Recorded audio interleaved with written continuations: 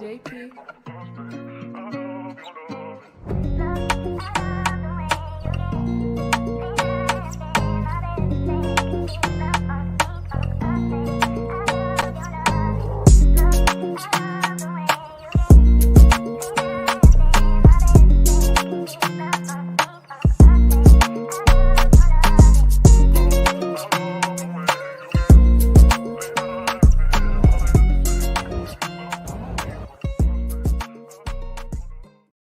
Right, hello there, everyone. Welcome back to James Redmond TV and welcome to an A-star show. Don't say I'm not the postman because I've been delivering recently. Now, me and Rants have worked together for a long time, so I'm not going to introduce him like he's some new guy on the platform or anything like that. But this is like quite a long time. I think the last time we done content on this channel, Ranceroni, was Christmas in lockdown. Now, maybe. I'm not expecting you to remember it, but I'm just saying that was when we did content together. Yeah, what was it? A preview or something? I'm all right, bro. I'm all right, man. What are you telling me? It was a preview. It was a preview, I think. And yeah, it was a preview because around that time, I think it might have even been our FA Cup game because we had an FA Cup game around that time. I think you pammed us 3-2 or something like that. Yeah, they've been starting to do that now. I think it's FA Cup first week of January this year or next year as well. So yeah, it would make sense.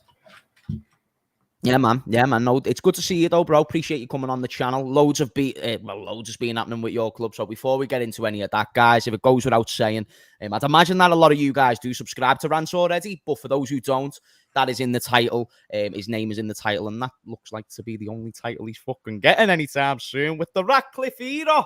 Yeah, it depends, bro. Hey, listen, Al gonna win the league, blood. You know what I'm saying? So we're good out here, fam.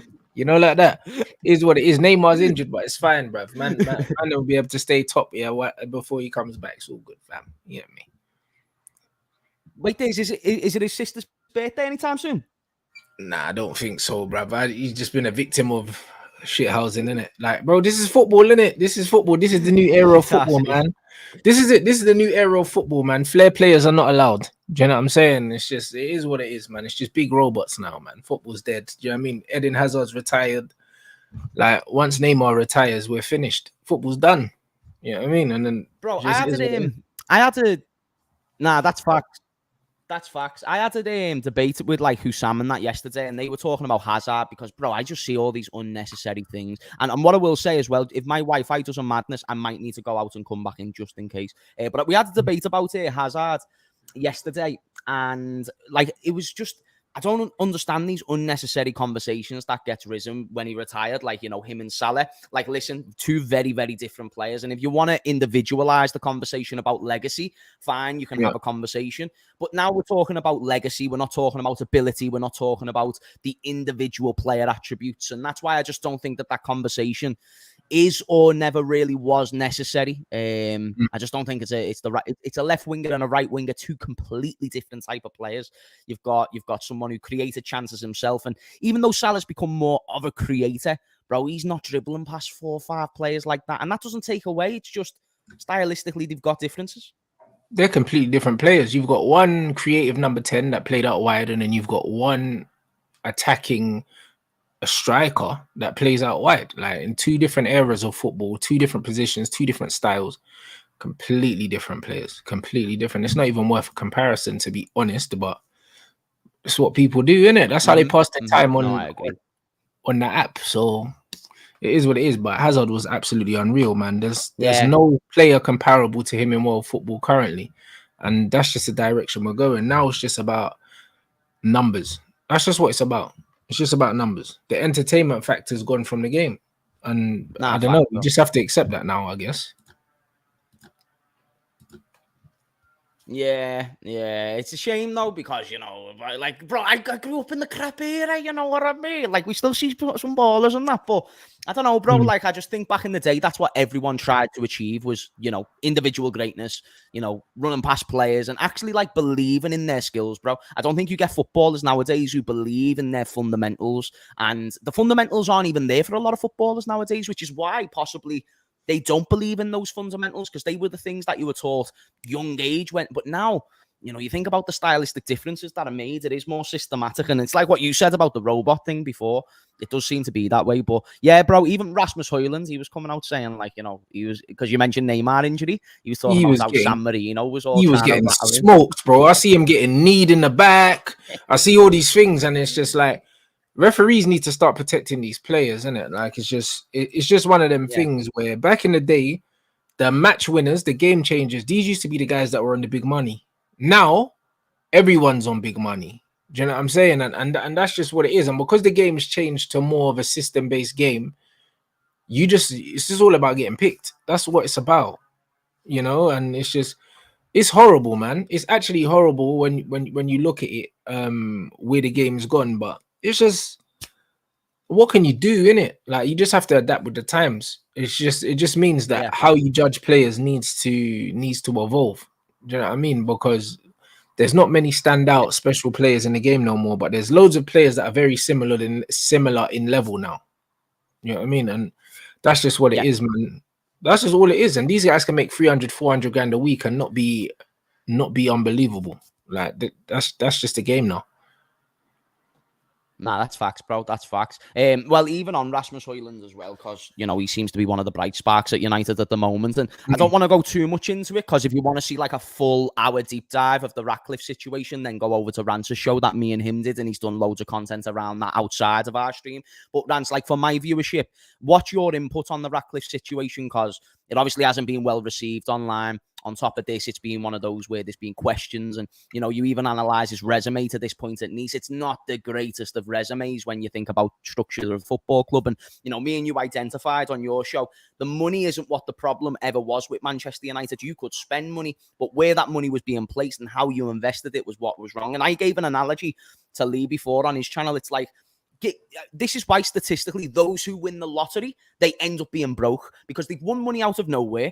And when they win money out of nowhere, they don't know where to put that money. Whereas we all have this concept where, okay, if I won the lottery, I'm going to invest it into X, Y, and Z. But it's like, no, that's not how life works. You need to actually have education. You need to put time into certain areas to where you're going to know where to invest into. And I don't think Manchester United have identified the right areas: youth academy, stadium, you know, actual long-term signings. Kind of like when we had Michael Edwards, we weren't looking at the big names, flashy signings. You have to get from A to B. And to get from A to B, you have to work with the Gini Wijnaldums, the Sadio Manes. Hope they can turn world class, but who will do a job right here, right now? Those who haven't got huge egos and actually using these players right.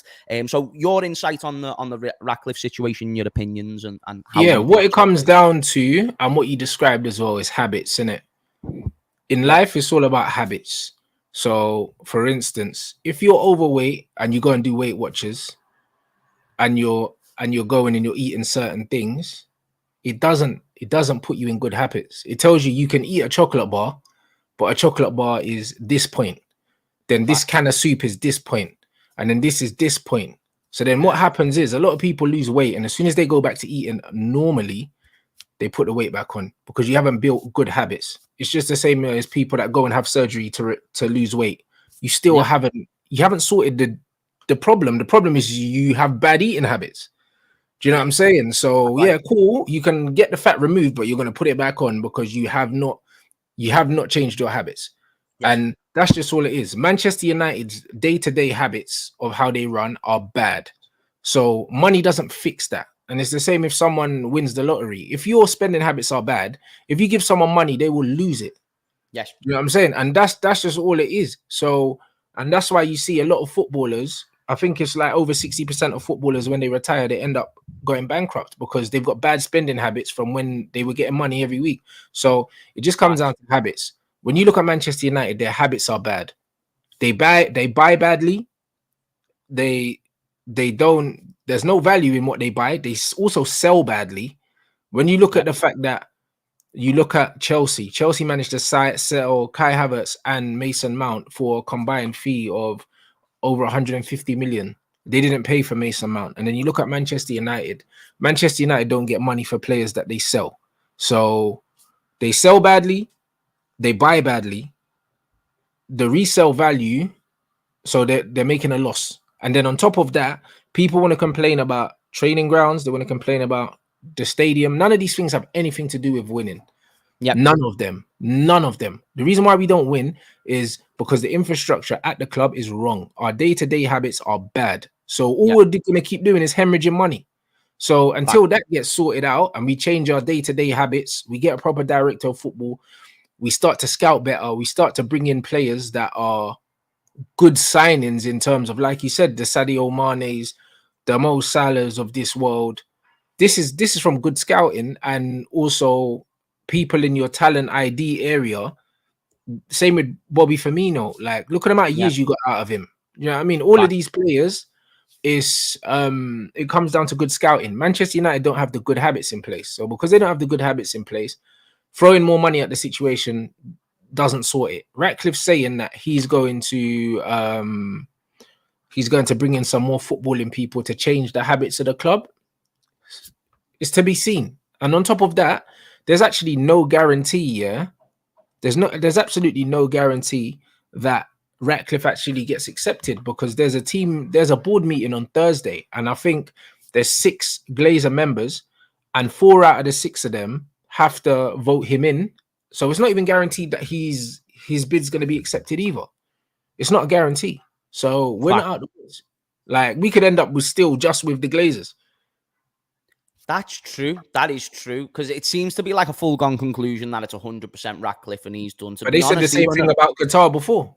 That's right. That, like, there was a moment there where it looked like Qatar was going to be done and then it weren't. But then we talked about it the other day, the long-term benefit of the fact that if Glazers do get Ratcliffe, they can stay in the game a lot longer and then they can sell the club for a bigger value than what Qatar was even offering them. So this is probably best case scenario if they either do get Ratcliffe or they just keep the club themselves and keep running it their way, because the Glazers aren't getting directly involved. They employ the board of directors and then they're doing the job for them basically, and they'll just put the money into it. But the people that they're employing are the ones that are fucked. So that's why what you say, the habits don't change because the people don't change, and then the philosophy doesn't change, and therefore the results stay the same, where you're minimizing trophy outlook and, you know, you're minimizing results. And that's the thing that you don't want when you're, you know, when you're Manchester United. From your point of view, you're thinking, because, bro, you grew up around the greatest era. Me, I grew up devastated because of how good yous was. So then to see that complete change almost instantly. And I thought you nearly had something with Van Gaal. I know you liked Van Gaal as well. I thought you nearly had something with Van Gaal, but then it became this chop and change. But I think regardless whether he stayed or went. Commercial. That's why, because Van Gaal was doing something good. And then what happened was Jose Mourinho became available. Man City got Pep Guardiola. And automatically Manchester United thought, ooh, El Clasico. Yeah. What they felt. So they pulled the trigger on a manager that just won a trophy. And this is what they do. It's never about football with Manchester United. The reason why Jose got the job is because he was the more attractive name and Liverpool had just got Pep. So it was a response to Pep Guardiola. I mean, Manchester City just got Pep. So we understand that Manchester United have never been football first under the Glazers.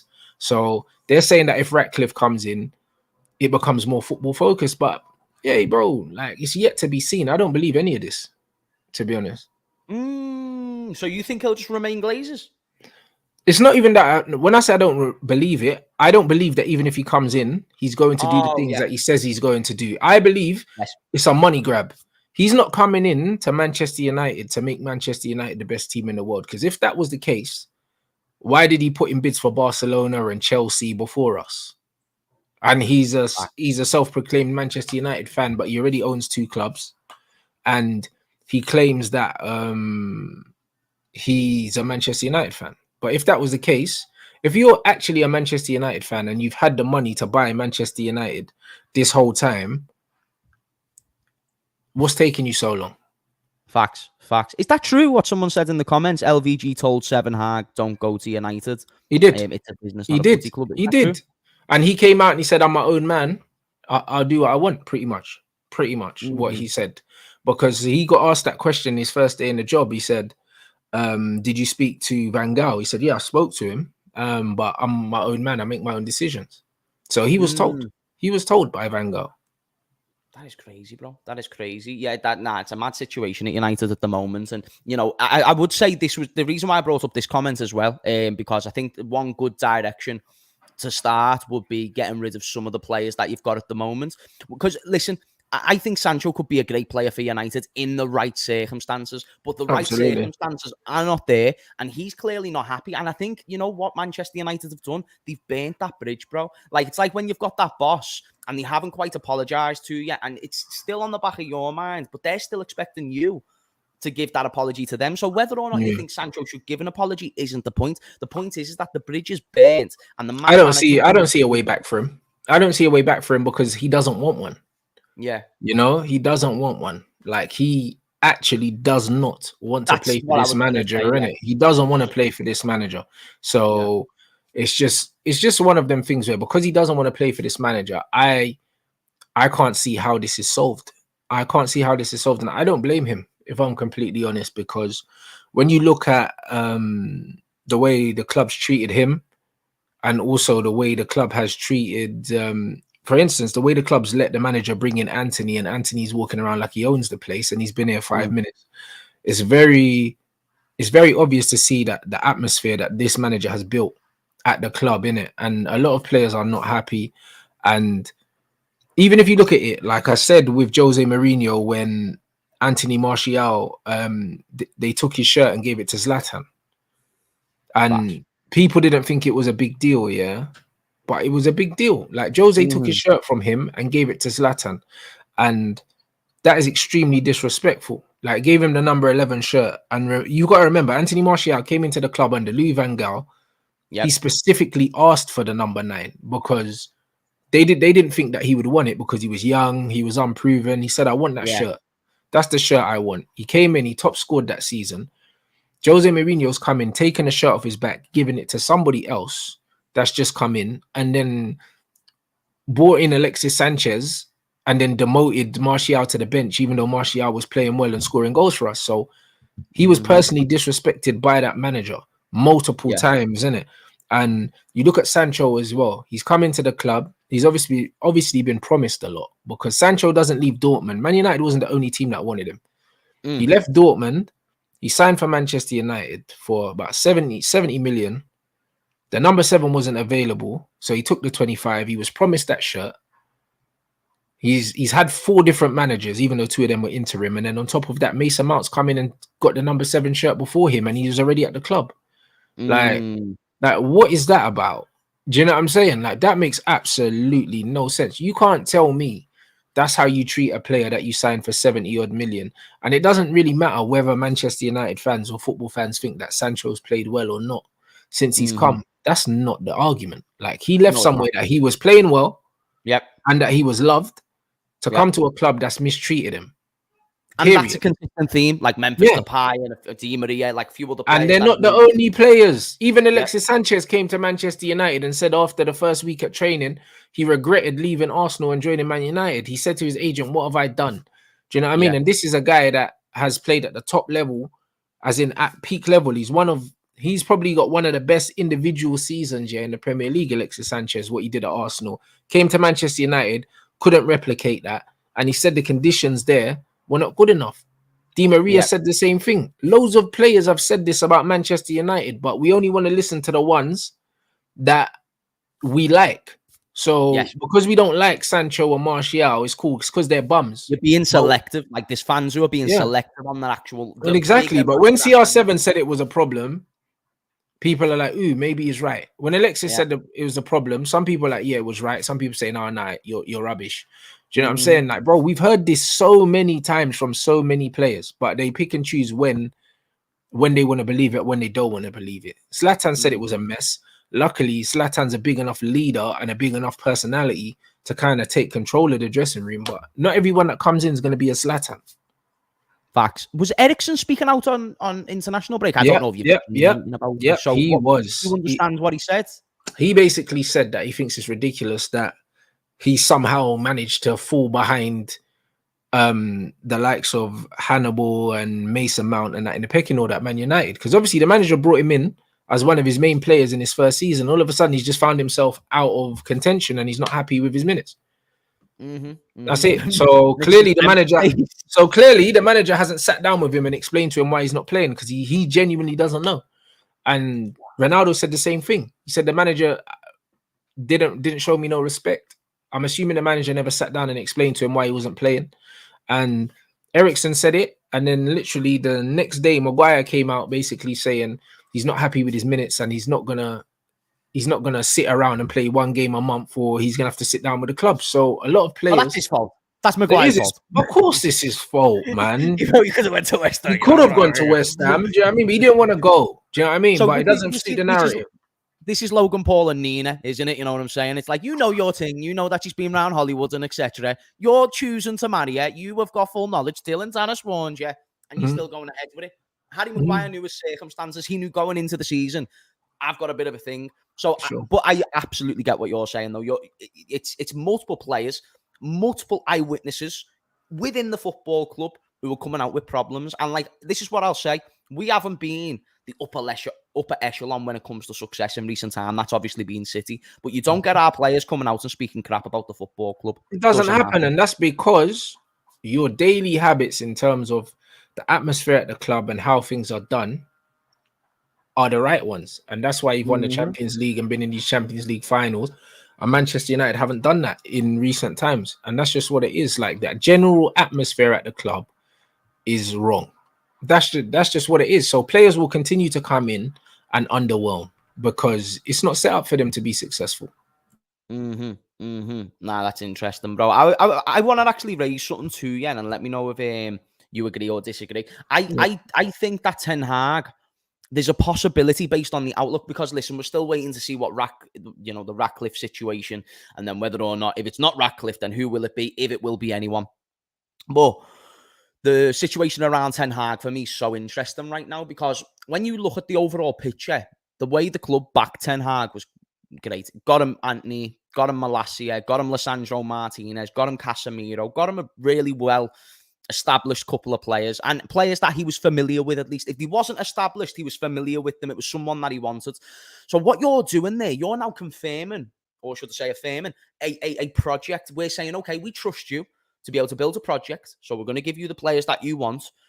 Does that now mean, because I understand your stance is you think he'll possibly be sacked within the next couple of months. Correct me if I'm wrong, but I believe that's what you think. I have doubts only because of the fact that they've gone so far into the project. He did have an encouraging first season. And again, how long do you keep going with this cycle of just sack a man? Now, listen, you've got to keep doing it until it works, and you've got to keep doing it until you find someone who finds a cohesion of the dressing room. But I'm thinking from their perspective, okay, we've just got this dude. We gave him his players. He had a fine first season, and now we're struggling at the moment. But if you're the Glazers, Rants, are you pulling out of that? Like, are you saying we've got to pull the plug on this because of X, Y, and Z? Or do you persist with someone who's shown some encouraging signs, but then has shown quite simply like terrible signs as a manager, bro? Like man management, he looks off. Decision making in games at times is off. I just don't think it matters. I'll be honest. I think what a lot of people are overlooking is that no matter what club it is, once the manager loses the dressing room, he loses his job. It doesn't matter what the board want. It doesn't matter. If the players decide that they're not playing for him, what are they going to do? Replace all these players that are on 20 million, 30 million contracts? Of course they're not. They can't replace 8, 9 players. They can replace one manager. That's why the manager always goes. Like, as soon as enough players start voicing discontent and stop playing for the manager, he will get sacked. It doesn't matter what the Glazers want. That's what people don't understand. It doesn't matter what the owners want. Doesn't matter what the fans want. Maguire and Ericsson might have came out then, because like I think there could just be this collective thing amongst the players. Like, we're not happy, bro. We're not happy. Yeah, but it's the same with Casemiro the last game as well. Rashford, like all these other guys. Yeah, clearly they're starting to show some disdain for the manager. And the thing is, if you're Sancho, if you know that everyone loves the manager, you don't want to be the odd one out, not playing. You don't want to be the odd one out. He's obviously done that, knowing that there's plenty of people that agree with him. Do you understand what I'm saying? And when you look at the Antony situation, this guy's not out. He's not out the woods yet. Do you know what I'm saying? There's still an ongoing investigation, and he's playing, whereas Sancho's not playing. So it's just one of them things where it's one rule for one, another rule for another. And I think a lot of the players are fed up of that. And I think Ten Hag has been given a lot of leeway to do something that he's not proven he can do anywhere, because Ajax have such a well-built recruitment system and a pathway for the young players to come through. They've got the best youth system in the whole That's country. a proper So structure, bro. yeah, And it's one of the best so in Europe as well. one of the best in Europe. So because of that, you have to understand Ajax have academies all over the world, not just in Yes. the Netherlands. They got them in Africa. They've got them all over the place, and they're scouting and the way they pick up players and all these other things, like it's top notch. So he's never had to build a team. He's always had a team pre-assembled, in it. And then you're coming to Manchester United, where there's no proper recruitment, none of these things, and then you're supposed to build something also without the reputation. And if you remember also that De Boer was winning titles at Ajax. Just because you can win titles at Ajax, that doesn't mean anything. Doesn't mean anything. I think De Boer got 3 or 4 titles there. Then he came and he's statistically the worst manager in the history of the Premier League. I think 10 games, no win, and he got sacked. So when you actually look at it, winning at Ajax doesn't mean anything. Yeah. I thought that it's a different structure. It's different. You're going from like a home that's filled with cohesion, harmony, and peace, and then you're walking into somewhere where there's just nothing but chaos, fire, and action. And that's the thing, you know. This is why when he joined, and I respected you because you actually really tried to back him. You know what I mean? And it's because as a coach, there was substance to at least work off to have hope, right? But then he's came in and then you've seen his deficiencies, because when he's at Ajax, so you can't see his deficiencies. And plus, those deficiencies can be covered by, like what you said, a well-structured football club. If your club is good, then it can cover a lot of the bad things about maybe a manager or the player. It's like good. It's like bad players in a good team. It's like, you know, if you're in a very good team, you can get away with it. Like I know that you've had your things about like Jordan Henderson, for example. You can say that he got carried by a very, very good Liverpool team. Some other people might differ. But the point is, those with less ability can thrive more in a team, whether it be a manager or a player. Yeah, if all the parts around them are great. Like Jordan Henderson done a great job for Liverpool. No one can argue that. Yeah, but he's not Xabi Alonso. He's not Javier Mascherano. He's not Steven Gerrard. Do you know what I mean? And we know that. Do you know what I'm saying? So it's just one of them things. People always say, was he a better captain or a better? But no one ever says, was he a better player? No one ever says that. You say, was he a better captain? But this is it. And all of the players that we mentioned, played in teams that weren't as well constructed as the team that Henderson played in. If you put all 3 of the players I mentioned in the team instead of Henderson, you still win. Yeah. Do you understand what I'm saying? You put Mascherano in there. You could have got a 16-year-old Soboslai in that team and we'd have balled out, bro. But that's what I'm trying to say. You put in Mascherano, you put in Gerrard, you put in Alonso, you still win these games. Do you know what I mean? You didn't win because of Henderson. However, he played a role in that team. And that's the differentiations. Once you've got a well-constructed team, you can take one player out, put one player in. You can take Robertson out, put Tsimikas in, and still win games. Because everything else is working. The problem is when you don't have that machine, you take one player out. At Man United, you take Casemiro out the team, and all of a sudden, like we got no midfield. Or you take Lissandro out the defense, and we've got no defense. It was like us with Thiago last season. He goes, you know. Yeah, because you become more reliant on the individual, and it's difficult in the modern game to be able to do that. That's right. Guys, please do go subscribe to Rants. Last couple of topics before I let you go, brother. I was going to ask, well, just because we mentioned Henderson there, what do you think about like the Henderson England thing? Everyone's having a go at him, Andy. You know what it is, yeah? I've heard loads of different reasons. I've heard he's getting booed because of the rainbow thing and then going to play in Saudi. And then I've also heard that they're just booing him because he's playing in Saudi and they don't believe he should be playing for England. Yeah. Which I agree with. So it's one of them things where I think they're more booing Gareth Southgate's selection of Henderson rather than booing Henderson himself, innit? Gareth Southgate's trying to put it onto Henderson and say, oh, well, he's a good guy and he deserves, but it's not about that, Gareth. It's the fact that we know that he shouldn't be there and you're picking him because he's a favorite. And because he's become the teacher's pet, he's become the villain. It's the same as Maguire. You shouldn't be picking him. He doesn't play for Manchester United. You've got players on the bench that play for their team. You've got players that play for AC Milan, that play in Champions League football ahead of Maguire. You're picking Maguire. We play without a left back. You've got left backs like Dan Burn, that will look at this year and be like, yeah, all right, cool. Listen, I just snuffed Mbappe the other day. Like, can't get a call up for England. And England would rather play without a left back than pick me. So it becomes an issue, innit? When you know that no matter what you do, the manager's going to pick Calvin Phillips, who doesn't have one Premier League minute. Yeah, it doesn't play. Do you know what I'm saying? Like, it doesn't make sense. So really, You know what, though? they're booing Southgate. They're not booing Henderson. Yeah, I hear what you say. It's the decision making. I agree. If I was to make a really like interesting claim, I think he'd have more of a leg to stand on than Calvin Phillips. Primarily, he's played more minutes in the Premier League in the past 18 months than what Calvin Phillips has. So if we're using that as the premise, then fine. But then look at James Ward-Prowse, bro. Like, he's gone from Southampton, got relegated, fine, but he was one of their best players. Joins West Ham, he's pretty much not skipped a beat. Proper Premier League player, and he's not really getting a sniff. That, for me, that's concerning. And these, bro, me and you have spoke about Southgate for time. We've had Euros, we've had World Cups where we've talked about that guy. That guy is just, it's one of those where I think he focuses too much on he leans too much in towards look at the harmony in the dressing room. But that's what he is, though. He's a company man. Gareth Southgate is what he never used to be. That's the narrative now. The narrative has got to be, okay, we used to be great players, great individuals, but no cohesion. Whereas now, let's focus on the cohesion. But what about the great players? You're telling me James Ward-Prowse is going to come to the frigging team and he's going to cause discohesion? No, he's going to be fine.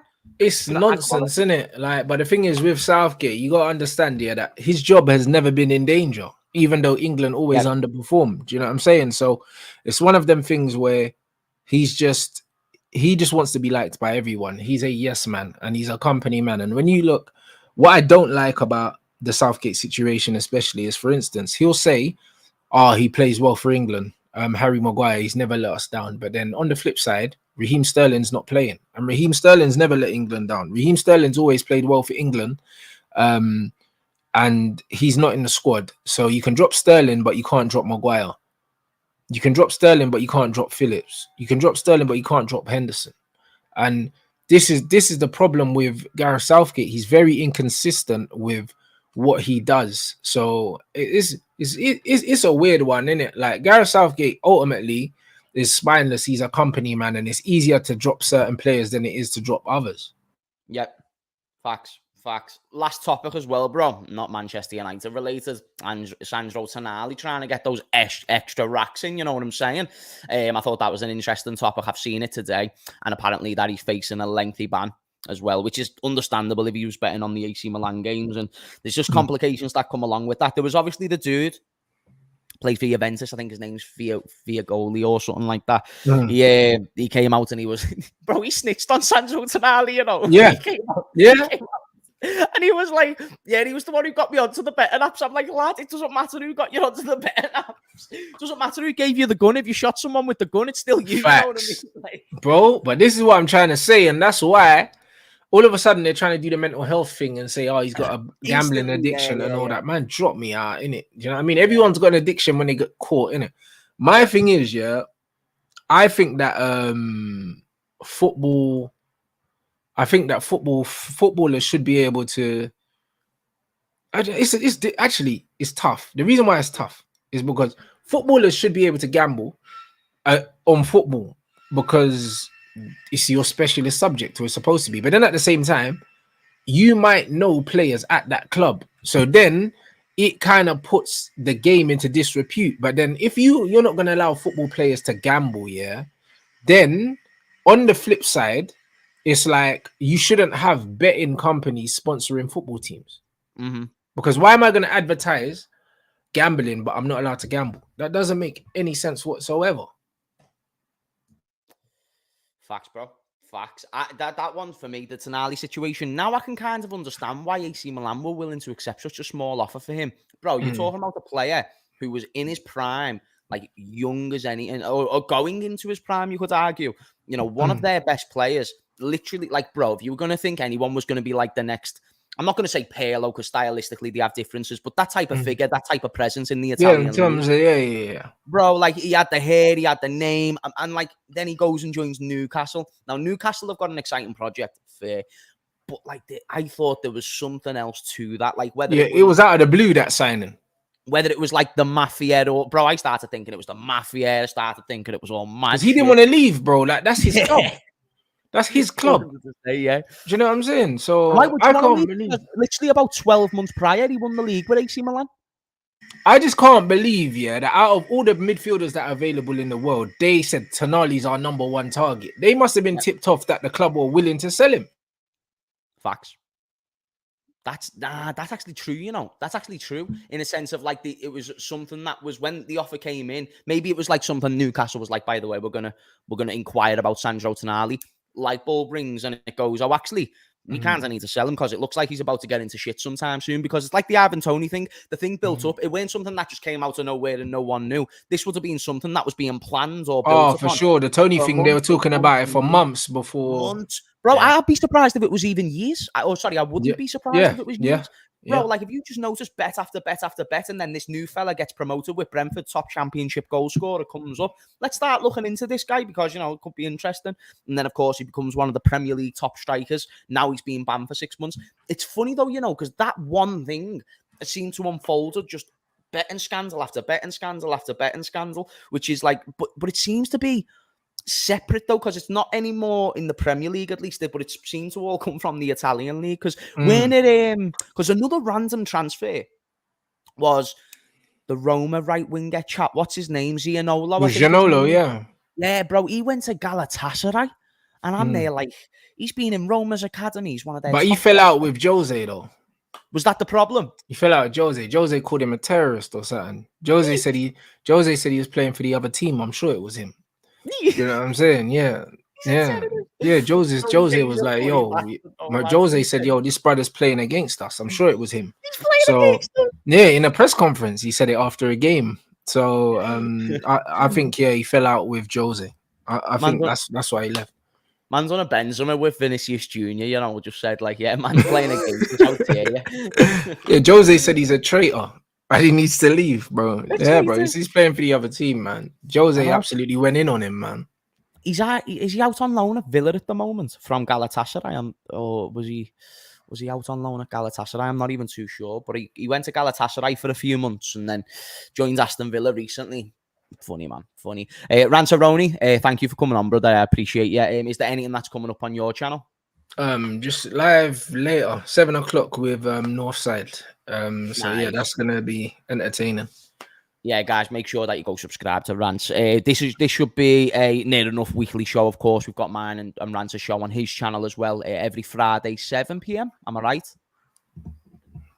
Every Friday 7 p.m. Tune into that one. Subscribe. His channel is in the title, so do that as well. Smash a like on the video, guys. Once the stream ends, if you can leave a comment, that'd be very helpful. It just gets it more into the algorithm and whatnot. But you're all legends, mate. This is a great show as always. Appreciate Rants for this time, and we will see you all in a bit. See you in a bit.